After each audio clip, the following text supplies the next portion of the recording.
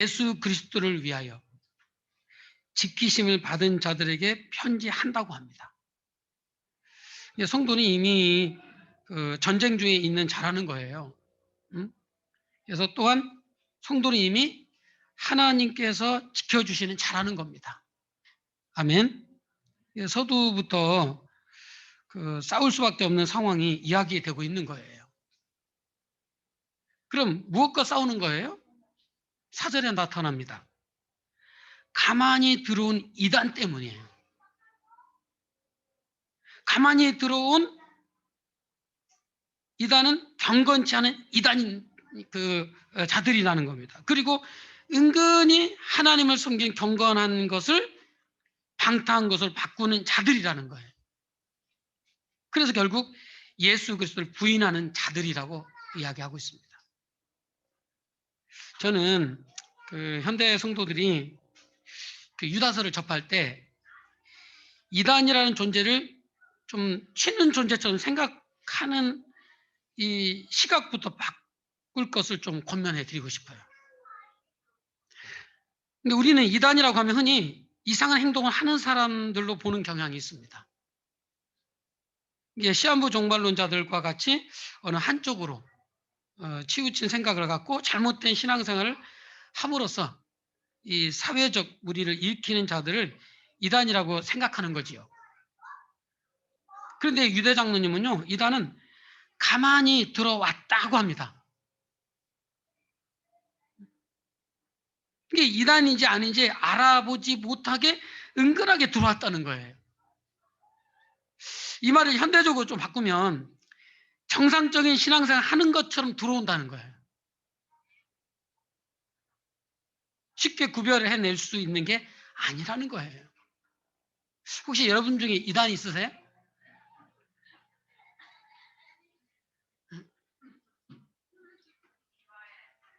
그런데 이단은 또 경건한 것들은 방탕한 것들로 바꾼다고 합니다. 이게 처음에는 구분이 안 가는데 이제 나중에 보면 방탕한 모습이 드러나는 게 이단의 특성이라는 거예요. 문제는 이런 과정이 은밀하다는 겁니다. 이게 은밀성 때문에 이미 방탕해진 다음에는 분별할 수 없게 돼요. 이게 다른 사람은 다 이상하다고 하는데 자신만 아니라고 하는 것이 바로 은밀한 가운데 젖어들기 때문에 나타나는 현상이에요. 따라서 유다 장로님이 이야기하는 이단의 현대적 해석은 이렇게 해볼 수 있습니다. 우리 안에서 우리의 경건한 것들을 자신도 모르는 사이에 방탕으로 바꾸고 있다면 이미 우리 안에 이단적인 요소들이 들어와 있는 거예요. 자, 이런 점에서 현대교회가 그 지성화되어 가면서 모이기를 피하는 모습을 갖는 것도 은밀히 들어온 경건치 않은 것이 아닌가 생각해 보는 거예요. 여러분, 예배할 수 있으면 예배하십시오. 언제나 우리가 이렇게 제한된 상황에서 여러분들이 함께 한다는 거 큰 복이에요. 말 그대로 이 제한선이 넘어오게 되면 이 자리에 놓을 수 있다라는 보장을 누구도 할 수가 없잖아요. 지금 전좌석의 30% 안에서 지금 예배를 하고 있는 거예요.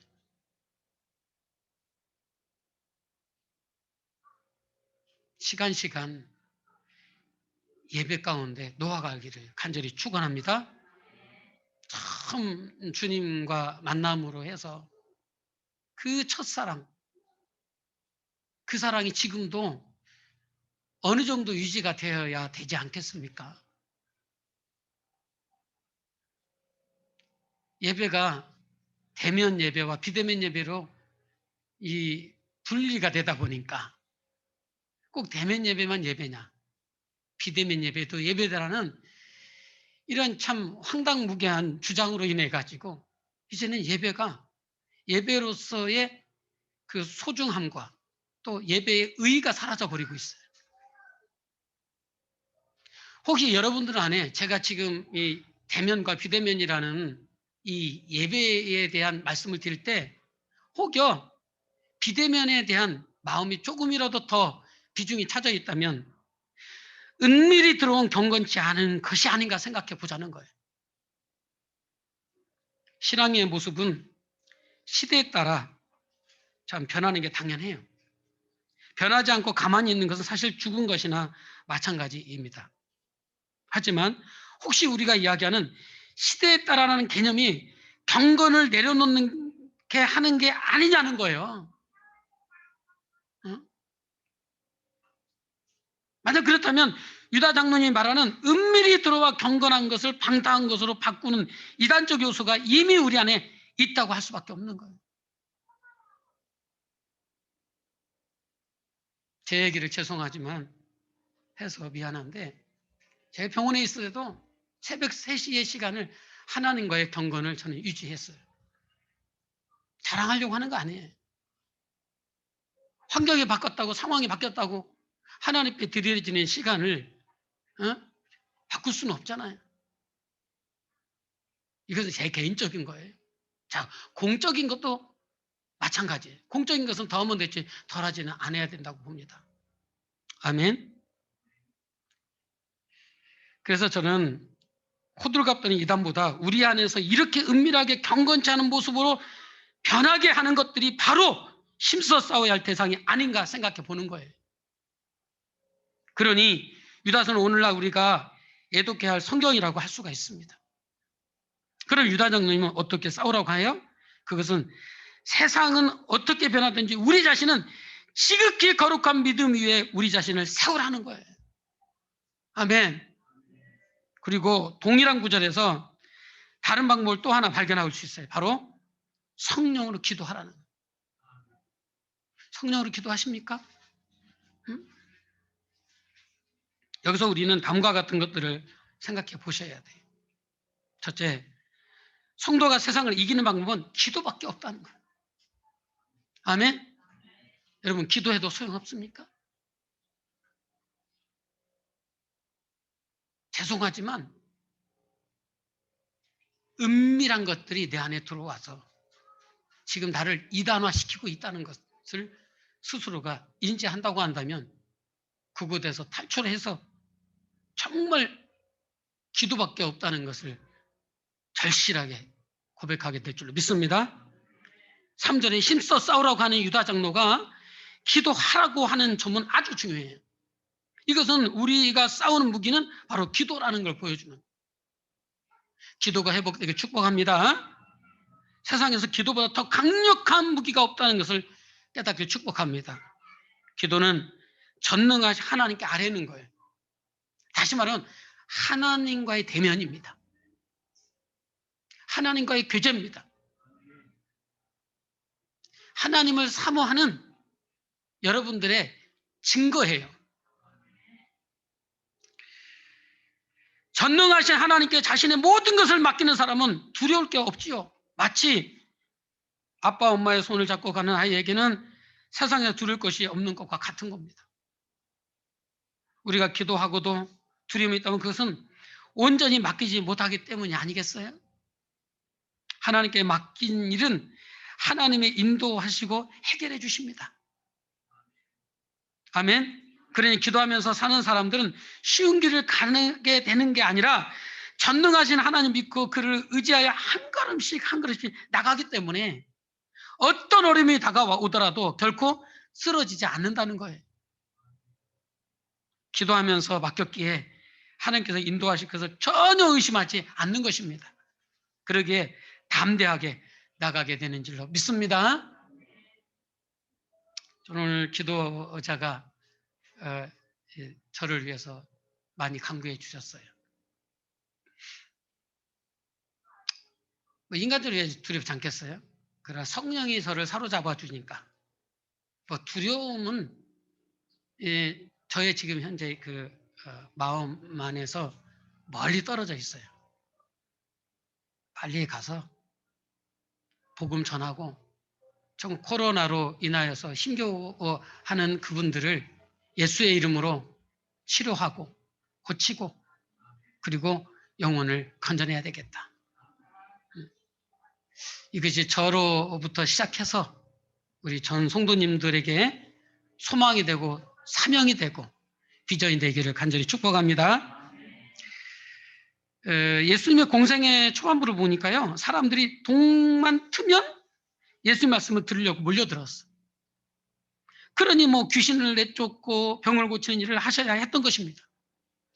그런데 주님은 동이 트기 전에 이미 일어나셔서 무언가를 하세요. 동만 트면 사람들이 몰려오기 때문에 동이 트기 전에 일어나서, 잘 들어요, 따로 떨어져 한적한 곳으로 가십니다. 그리고 그곳에서 뭐 했어요? 기도하셨어요. 기도하셨어요. 주님께서도 당신의 일을 하실 때 그 모든 것을 하나님께 맡기는 기도를 먼저 하셨다는 거예요. 그러니까 기도의 원본이 예수님이시잖아요. 기도를 처음 시작하신 분이 예수님이시거든요. 그 예수님 자체도 하루의 전도의 일을 이루기 위해서 먼저 동이 트기 전에 기도하셨다는. 여러분, 예수님 기도하셨어요? 근데 우리가 뭔데 기도를 하냐 안 하니? 꼭 새벽에만 기도해야 되니? 아니면 뭐 새벽이 아니더라도 기도하니? 그런 것 가지고 막 도토리 키재기 하면 안 되죠. 예수님이 그렇게 하셨다면 우리가 작은 예수로서 흉내라도 내야 되지 않겠습니까? 아멘. 그리고는 주어진 일들을 회피하지 않으시고 넉넉히 감당하신 것입니다. 이런 주님의 모습은 겟세마네 동산까지 이어집니다. 기도하기 위해 감람산으로 가셔요. 그곳에 제자들과 따로 떨어져 땀방울이 핏방울이 되도록 기도하십니다. 여러분, 여러분들의 그 감정이 기도를 못하는 상황이 되어지지 않도록 스스로 경건을 이루어 가시길 축복합니다. 사람의 마음이 황폐해지잖아요. 사람의 마음이 여러 가지 환경 요인을 해 가지고 좀 금이 가게 되어지면 하나님과의 경건이 무너지면서 주님과의 교제가 좀 소홀해지는 경향이 있어요. 그래서 성경에서는 무릇 너의 마음을 지키라는 거예요. 응? 이 마음을 지켜서 하나님께 드리는 것이 얼마나 크고 훌륭한 일인지 아십니까? 고대 국가에서는요, 이 성을 지키는 그 장수로 인해서 국가가 보존이 되는 겁니다. 근데 이 마음은 성을 지키는 장수보다 더 크다는 거예요. 할렐루야. 그래서 여러분들 이 마음이 참 다른 환경과 상황으로 훼손되어져 가지고 하나님의 경건이 참 무너지거나 경건에 손상 가지 않도록 기도에 더욱더 힘을 다하실 수 있기를 축복합니다. 이게 감당할 일을 아버지께 기도로 맡기고는 회피하죠. 감당했다는. 그러니까 이 땅에 오셔서 사신 주님 모습은 한마디로 기도로 싸우신 거예요. 할렐루야. 이게 주님께서도 기도로 싸우셨다면 성도가 가는 길이 다를 리가 있겠습니까? 다른 게 있다고 한다면 우리는 예수님을 제대로 믿고 있지 않는 거지요. 그래서 유다 장로는 힘써 싸우라는 당부를 누누이 하는 거예요. 그 방법으로 성령으로 기도할 것을 제시하는 겁니다. 기도를 하되 성령으로 기도해라. 하는 여러분, 우리가 이 세상을 감당하는 어떤 신통한 방법은 없어요. 또한 우리의 힘과 능력으로는 안 됩니다. 우리의 힘과 능력으로 나가다가는 쓰러질 뿐인 거예요. 우리의 강한 것이라도 하나님의 약한 것보다 약한 거예요. 반대로 하나님이 약한 것은 우리의 강한 것보다 훨씬 강합니다. 그러니 세상 사람들은 가장 나약한 방법으로 볼지 모르겠지만 우리는 전능하신 하나님께 기도로 맡기고 나가는 것이 가장 좋은 방법임을 깨닫길 축복합니다. 성도는 오직 기도로 살아가는 거예요. 요즘 코로나19 시대를 맞이해서 생각들이 많을 거예요. 저는 여러분들 부탁하기는 그 많은 생각들을 좀 접었고 그 많은 생각들에 화려하는 그 시간에 하나님께 기도로 고백하기 축복합니다. 기도하지 않고 잘 되는 일이 있다면 그것은 하나님 주신 복이 아니라는 점을 깨달았으면 좋겠어요. 그러니 오직 기도로 나가시길 축복합니다. 둘째, 우리는 성령으로 기도해야 합니다. 이 한국 사람의 정서 속에는 이 기도에 대한 풍부한 감성이 있어요. 그래서 지성이면 감정이라는 말이 있지 않습니까? 뭔가 정성을 다하면 하늘도 감동해서 이루어진다는 의미예요. 우리는 보통 지성을 드린다고 표현하지요. 무언가 간절히 바라는 일이 있으면 정한 수를 떠놓고 비는데 이것을 지성이라고 합니다. 이게 사실 이런 기도에 대한 풍부한 감성은 긍정적인 면이 있지요. 우리나라에 기독교가 들어온 후로 다른 곳에서 유래를 찾아볼 수 없을 현상이 나타났습니다. 바로 새벽 기도입니다. 이게 세계 어떤 교회도 정규 예배처럼 일정한 시간에 모여서 기도하지는 않습니다. 더구나 그 시간에 새벽이라면 더욱 그렇죠. 그런데 우리나라에서 새벽 기도는 일반적인 것이 되었습니다. 아멘. 자, 우리 민족이 어려운 시기를 겪을 때 성도들은 새벽 기도를 통해서 하나님께 맡기면서 나갈 수 있었습니다. 또한 새벽 기도와 더불어 금요 철학 기도는 한국 교회가 시대적 어려움을 이겨나가게 한 원동력이었습니다. 세계 어느 나라에서 동일한 날, 동일한 시간에 모여서 밤을 새며 기도합니까? 한국 교회는 어려운 시기를 그렇게 기도하면서 감당해 나갔다는 거예요. 한국 교회는 이미 유다 장로님이 이야기하는 기도로 싸워야 한다는 것을 정서적으로 받아들이고 있었다는 것입니다. 그런데 기도에 대한 풍부한 감성이 미친 부정적인 결과도 있어요. 잘 들으세요. 그것은 바로 기복신학으로 변질됐다는 거예요. 기도가 하나님께 무엇을 구하는 것도 맞고 하나님께 비는 것도 맞아요. 그런데 기도를 마치 정한수를 떠놓고 치성을 들이듯 하는 경향이 나타났다는 거예요. 이러다 보니까 기도의 내용이 하나님 나라와 의를 구하는 것이 아니라 온통 자신의 영달만 구하는 모습으로 변질되었다는 거예요. 그리고 그런 모습이 이루어지면 하나님께 기도에 대해서 응답하신 것이라고 또 생각을 해요. 그러다 보니 삶에서 하나님의 정의를 이루는 일에는 관심이 없고 기도하면서 하는 일은 전부 하나님의 일이라는 생각을 갖게 되어져 버린 거예요. 이 실상은 하나님의 정의와는 아무런 관련이 없이 자신의 욕심만 이야기하는데 말이지. 설령 그 일이 불법이나 부정이더라도 성공만 하면 그것을 하나님께 기도해서 받은 복이라고 생각을 해요. 기도가 왜곡된 겁니다. 게다가 이런 기도가 물질 만능주의와 기복신앙이 만나니까 성경에서 이야기하는 기도와는 전혀 다른 것이 되고 말았어요. 더 나아가서 기도의 일종의 등급을 나누는 현상도 나타나요. 그래서 기도만 전문으로 하는 사람들이 나타났습니다. 사람들은 어느 사이엔가 이런 사람에게 기도 받으러 간다는 표현을 하게 됐어요. 응? 자신이 기도하는 게 아니라 기도를 받는 거예요. 응? 심지어 어떤 목사님은 선교사로 나가야 할지를 자신이 기도하면서 결정하는 게 아니라 이런 사람에게 기도받는 중 선교사로 나가라는 응답을 받았다는 소리를 듣고는 선교사로 나갔어요.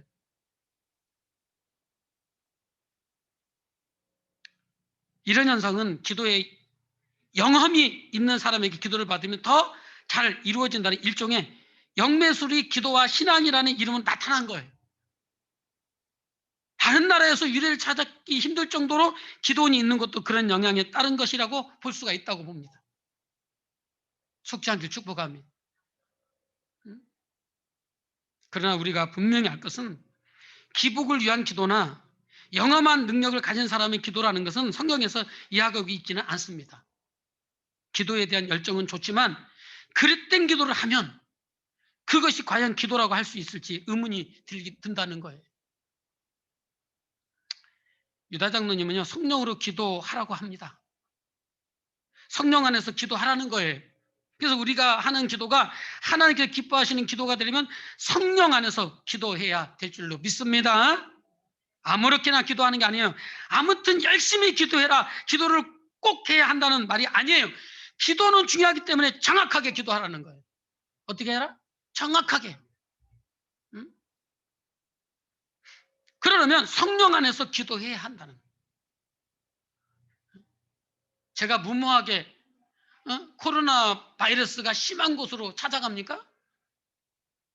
제가 그렇게 어리석은 사람이 아니에요. 나름대로 학문을 하고 신학을 하고 또 이 역사를 갖다가 제가 잘 알고 있는데 그런 판단하겠어요? 하나님께 기도하는 가운데 말씀을 토대로 해서 성령님의 음성을 듣고 행동하는 거지요. 자, 성령 안에서라고 하면 기도에 대한 풍부한 감성으로 힘차게 기도하는 것이나 방언으로 기도하는 것으로 생각할 수도 있습니다. 물론 개인에 따라서 성령으로 기도하다 보면 힘차게 기도할 수도 있고 방언으로 기도할 수도 있습니다.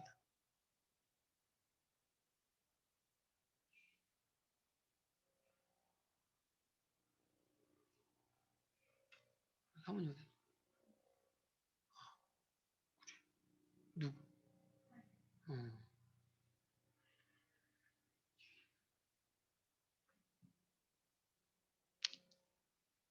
그러나 이런 모습은요, 개인적인 것이어서 일반화할 수는 없어요. 제가 전에도, 요즘 최근에 와서 그런 얘기를 많이 하잖아요. 여러분, 꿈은 개인적인 거예요. 개인적인 것을 갖다가 일반화하면 안 된다는 거예요. 꿈에 또 환상에 환청에 연연하지 않길 바랍니다. 말씀으로 무장해야 돼. 말씀을 많이 본다는 것은 하나님과의 인격적인 교제를 이룬다는 얘기예요. 그런 가운데 우리의 기도가 하나님과의 교통이 되는 겁니다. 할렐루야. 우선 성경에서 말씀하는 것은 모두에게 적용되는 것을 이야기해야 합니다. 그럼 성령으로 기도한다는 게 뭐예요? 우선 성령으로 기도한다는 것은 내 힘으로 기도하는 게 아니라 성령님을 의지해서 기도하는 것을 의미합니다. 아멘. 이 기도하다 보면 자신의 힘으로 기도하려고 애를 쓰는 것과 성령께서 인도하셔서 기도해야 하는 것은 달라요. 물론 우리는 기도하려고 노력해야 합니다. 기도하는 습관을 가지려고 노력을 해야 합니다. 그러나 노력만이 아니라 기도를 하면서 성령의 인도함을 받으셔야 돼요. 아멘. 이게 우리가 애를 쓰는 것만으로 기도가 이루어진다면 그것은 그저 자신의 생각대로 자신의 욕심만 아래는 기도가 될 수밖에 없다는 거죠. 물론 안 하는 것보다 하는 게 나아. 성령께서는 성도들이 기도하실 때 인도하여 주십니다. 아멘. 그래서 기도의 내용까지도 성령께서 인도해 주세요. 할렐루야. 그러다 보니 내 힘으로 기도하는 것이 아니라 성령님을 따라 기도하는 것이 되는 거예요. 이렇게 기도하다 보면 내 힘은 사라지고 오직 성령님의 인도하심만 남게 되는 것입니다. 그래서 기도하는 게 수고롭게 애쓰는 게 아니라 즐거운 것이 되는 거예요. 그러면 아침 새벽으로 기도하고 저녁으로 기도하시는 분들 한번 자신을 돌아보세요. 물론 피곤할 때도 있어요. 근데 기도를 시작하면 언제 그 기도 시간이 갔는지 모를 정도로 하나님, 성령의 인도를 받으시잖아요. 물론 중간중간 몇 번 눈 떴다 감았다 시간을 확인하는 분도 없잖아. 있을 수 있겠죠. 그렇지만 이 자리가 당연한 거, 하나님과의 교제의 장소라는 것을 우리는 알기 때문에 결코 불평하거나 불만을 갖지 않는 줄 믿습니다. 이렇게 기도하다 보면 내 힘은 사라지고 오직 성령님의 인도하심만 남게 되는 줄 믿습니다. 그래서 기도하는 게 수고롭게 애쓰는 게 아니라 즐겁다. 자신이 기도하는 줄도 모르고 기도하고 있는 거예요. 아멘. 응? 저도 최근에 이렇게 이제 오랜 시간 습관을 따서 기도하다 보면 기도하는 사람 자신의 기도 그 순서가 있어요. 레파토리가 있습니다. 저도 물론 있어요. 근데 그렇게 레파토리를 갖고 한참 기도하다가 보면 어떤 기도에 대해서 막 집중적으로 성령이 시킬 때가 있어요. 그러면 저는 그 기도의 현장에서 막 주님과 교제를 하는 거예요.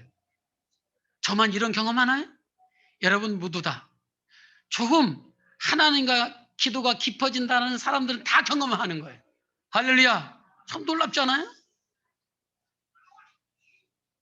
요즘 이제 그 소그룹 모임이나 구역 예배를 할 수가 없어요. 왜냐하면 바이러스가 또 이 환경에서 어떻게 또 전염이 되어질지 모르기 때문에. 그런데 저는 신방을 합니다. 기도를 통해서. 기도를 통해서 한 분 한 분. 우리 수백 수천 명 모여서 예배하는 게 아니니까. 그렇게 너무 감사해요. 한 분 한 분. 근데 여러분 자신까지도 하나님과 교제로 이게 참 기도로서 관계를 갖는다고 한다면 이 목회자의 기도는 분명 여러분들 생활 속에 영향을 끼치게 될 줄로 믿습니다. 제발 그랬으면 좋겠어요. 이게 목회자 한 사람이 여러분들 위해서 기도를 하는데 저 혼자만의 여러분들의 영성의 짝사랑이 되어지지 않도록 여러분들도 반응하시기를 간절히 축복합니다. 둘째로 또한 성령으로 기도한다는 것은 하나님의 뜻을 더욱 깨닫는 것을 의미합니다. 기도는 결국 하나님의 뜻을 발견하고 자신의 행동을 하나님의 뜻으로 향하게 하는 거예요. 이게 형통입니다. 응? 더 쉽게 설명할까요? 기도를 통해서 하나님의 뜻을 발견하고 그 뜻 가운데 삶을 살아가는 것. 이게 일부 형통이라고 그래. 근데 우리는 형통을 참 성공주의라는 것에 딱 고정해놓고 잘 되면 형통이고 못 되면 불통이다. 이렇게 해석을 해요. 얼마나 잘못된 해석입니까? 아프면 불통이고 안 아프면 형통입니까? 성경에 그런 말 없어요. 이게 형통의 정확한 개념을 말씀을 드리면 기도하는 우리가 하나님과의 기도 가운데서 하나님의 뜻을 발견하고 그 뜻을 쫓아서 행동하는 것, 살아가는 것, 이게 형통한 인생인 거예요. 사람들은 기도하면 형통한다는 말을 합니다. 그런데 그 의미를 제대로 알고 있는 이는 적다는 거예요. 이게 자신의 욕심대로 자신의 생각대로 구한 것이 이루어지는 게 형통이 아니에요. 기도하면서 성령이 깨우쳐 주시는 하나님의 뜻을 발견해서 나 자신을 하나님 뜻에 복종시키는 것이 형통인 거예요. 아멘. 그래서 성령으로 기도하는 자는 늘 하나님 편에 서게 되는 거예요. 이채 목사는 형통한 목사예요. 이 자리에 있는 여러분들은 형통한 성도님들입니다. 왜? 하나님께 기도하면서 하나님 뜻을 발견하고 그 뜻대로 살아가려고 결심하고 결단하고 그 길을 걸어가시는 분들이잖아요. 아멘. 마지막으로 성령으로 기도한다는 것은 예수 그리스도의 십자가만 바라보는 것을 의미하는, 성경에서 말하는 믿음은 예수님께서 지신 십자가의 대속을 믿는 것을 의미합니다. 믿음을 지키는 선한 싸움은 예수 그리스도의 십자가밖에 없다는 것을 명확하게 하는 거예요. 아멘. 여러분, 십자가의 고난, 십자가의 이 사건, 누구를 위한 사건이었겠어요? 여러분 각자 자신을 향한 그리스도의 놀라운 사랑의 절정이에요. 아멘. 그렇다면 우리가 이 세상을 살아가면서 어떤 어려움이 오고 고난이 오고 아픔이 오고 시련이 온다 손 하더라도 그 십자가의 사건을 생각한다면 이것은 퇴색돼야 돼. 아멘. 그런데 이것이 그리스도의 십자가의 사건이 어마어마한 사건인데 이 사건의 결과는 죽어야 될 우리의 영혼이 영원히 저 지옥 음부에서 고통으로 연속되어지는 것인데 이것을 완전히 바꿔가지고 영원한 천국에서 영생복락 누릴 수 있도록 우리 주님께 해주셨잖아요. 이것은 그 어떤 것과도 비교할 수 있는 게 아니에요. 그래서 굿뉴스 바이블이에요. 굿뉴스입니다. 할렐루야. 예수가 우리의 전부고 예수가 우리의 인생 전체인 거예요. 네, 그분이 우리를 그런 자리로 옮겨 놓았기 때문에. 근데 문제는 우리의 인생이 고단해요. 힘들어요. 버거워요. 정말 사방에 우겨쌈을 당해가지고 모든 인생들이 나만을 향해서 공격해 오는 것 같아요. 그렇다 손 하더라도 그리스도의 사랑이 너무너무 크기 때문에 여러분들이 만나는 현장감이 있는 리얼한 이 아픔들은 해석이 돼야 돼요. 응? 근데 우리의 인생에서 그런 어려움들은 어느 순간에 십자가의 사건은 저 뒤로 가고 이것이 상위 클래스에 있음으로 인해 가지고 내 인생이 엉망이 돼버리는 거예요. 저는 이제 알겠어요. 이 교회가 하나님의 교회고 우리 교회라는 걸. 할렐루야. 전에는 최목사 교회인 줄 알았어요. 그 얘기는 조금 어폐가 있지만 저는 책임감 있게 어떻게든지 이 교회를 이끌어 가야 된다. 그리고 후임자에게 언젠가는 물려줘야 된다. 그런 생각이 지배적이었단 말이에요. 그런데 이것마저도 하나님이 내려놓게 하시는 거예요. 응? 내려놓게 하시는 거예요. 여러분들이 만난 고난, 여러분들이 겪고 있는 지금 어려움은요, 혹시 십자가의 사건보다 더 위에 있다면 여러분 회개하셔야 됩니다. 정말 깊은 하나님과의 성령의 인도를 받아서 간구하셔야 합니다. 그리고 다시 이것을 바꿔놓아야 돼, 순서를. 아멘. 이 순서가 뒤바뀌는 순간 우리는 늘 시험에서 헤어날 수가 없는 거예요. 마귀가 요구하는 게 그거예요. 야, 십자가 사건도 좋고 은혜도 좋고 어떤 거 다 좋은데 네 사건이 계속 위다. 그래서 놓고 기도해라. 맞지요? 그러나 이게 위에 있는 순간 십자가의 사건은요, 절대로 여러분들을 감싸지 못하는 거예요. 그리스도의 사랑은 여러분들을 갖다가 포장하지 못하는 거예요. 그리스도의 사랑이 커야 돼.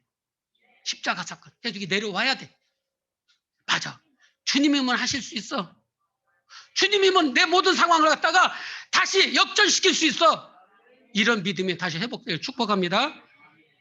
기도하면 할수록 십자가의 대속이 더욱 간절해지기를 간절히 축복합니다. 그리고 이런 간절함이 생기면 세상 어떤 일이 다가와도 넉넉히 감당하게 된다는 것. 성령께서는 우리에게 오직 예수님의 십자가만 드러나게 해 주시기 때문인 줄로 믿습니다. 여러분, 믿음의 도를 위해서 힘써 싸우는 믿음의 삶이 되기를 간절히 축복합니다. 그러기 위해서 성령 안에서 기도하시는 저와 여러분이 되기를 간절히 축원합니다. 하나님 감사합니다.